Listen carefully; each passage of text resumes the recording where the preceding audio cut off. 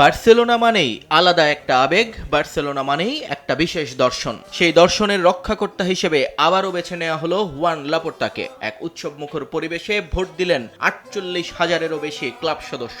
ফলাফল যখন এলো তখন দেখা গেল 68% ভোটই পড়েছে লাপোর্তার ঝুলিতে। পরাজিত প্রতিদ্বন্দ্বী ভিক্টর ফন্টো মেনে নিয়েছেন নিজের পরাজয়, অভিনন্দন জানিয়েছেন লাপোর্তাকে।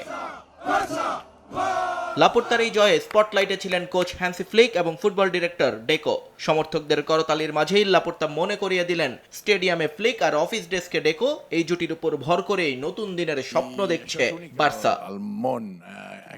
এটি বিশ্বে অনন্য, বার্সেলোনার প্রতি অনুরাগের এক চরম বহিঃপ্রকাশ। আজ গণতন্ত্রের উৎসব হয়েছে। আমরা এমন এক ক্লাব যেখানে মানুষ ভোট দেয়। এই জয় আমাদের কাজের প্রতি এক বিশাল সমর্থনের প্রতিফলন। লাপোর্তা মানেই সাফল্য। 2003 থেকে 2010 গার্দিওলার মেসির হাত ধরে বার্সাকে বিশ্বসেরা বানিয়েছিলেন তিনি। 2021-এ যখন ক্লাব ধ্বংসের মুখে তখন আবারও হাল ধরেছিলেন। এবারের লক্ষ্য আরও বড়, স্পটিফাই ক্যাম্প নু এর নির্মাণ সম্পন্ন করা এবং নতুন পালাইউ অ্যারেনা তৈরি করা। অর্থনৈতিক সংকট কাটিয়ে বার্সাকে আবারও ফুটবল বিশ্বের আনস্টপেবল শক্তিতে রূপান্তর করতে চান তিনি। জয়ের পর লাপোর্তার কণ্ঠ ছিল প্রত্যয়ী, কিছুটা হুঙ্কারও যেন মিশেছিল তাতে। তিনি সাফ জানিয়ে দিলেন বার্সার বিরুদ্ধে কেউ দাঁড়ালে তাকে ছাড় দেয়া হবে না।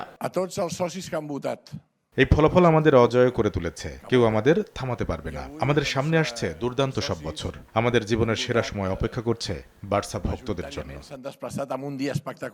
54.28% থেকে 68.18%। জনপ্রিয়তার গ্রাফটা ঊর্ধ্বমুখী। লাপোর্তা ফিরলেন ত্রাতা হয়ে, স্বপ্ন দেখালেন অজেয় হওয়ার। এখন দেখার বিষয় তার জাদুকরী ছোঁয়ায় ইউরোপ সেরা হওয়ার লড়াইয়ে বার্সা কতটা পথ পাড়ি দেয়। নিয়ন মোহাইমিন, সময় সংবাদ।